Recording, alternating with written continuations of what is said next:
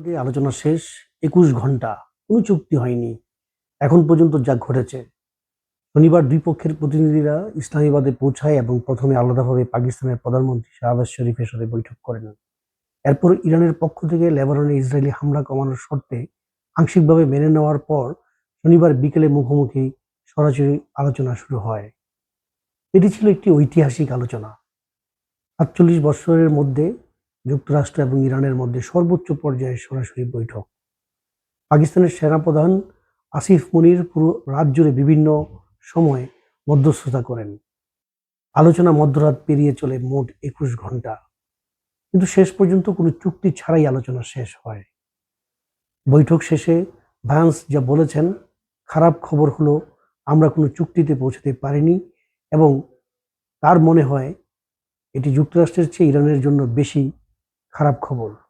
তাই তারা কোনো সমঝোতা ছাড়াই যুক্তরাষ্ট্রে ফিরে যাচ্ছে। হোয়াইট হাউস থেকে ট্রাম্পের প্রতিক্রিয়া, চুক্তি হোক বা না হোক এতে তাদের কিছু যায় আসে না, যাই হোক তারা জিতবে। কোথায় ভাঙল আলোচনা? পাকিস্তানি সূত্রে সিএনএন থেকে জানিয়েছে, সামগ্রিক পরিবেশ ছিল অনেকটাই ইতিবাচক, কিন্তু একটি বিষয় নিয়ে বড় আলোচনা তৈরি হয়, হরমুজ প্রণালীর নিয়ন্ত্রণ। ইরানের ঘনিষ্ঠ একটি সূত্র জানায় এই বিষয়ে যুক্তরাষ্ট্রের দাবি গ্রহণযোগ্য নয়।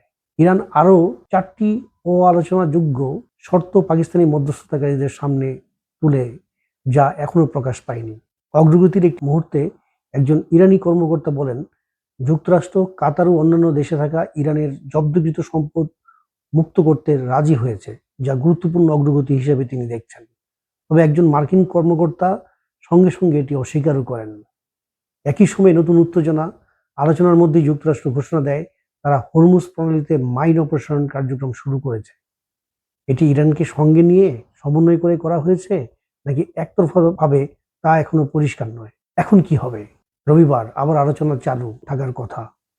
বর্তমান যুদ্ধবিরতির মেয়াদ শেষ হচ্ছে 22শে এপ্রিল।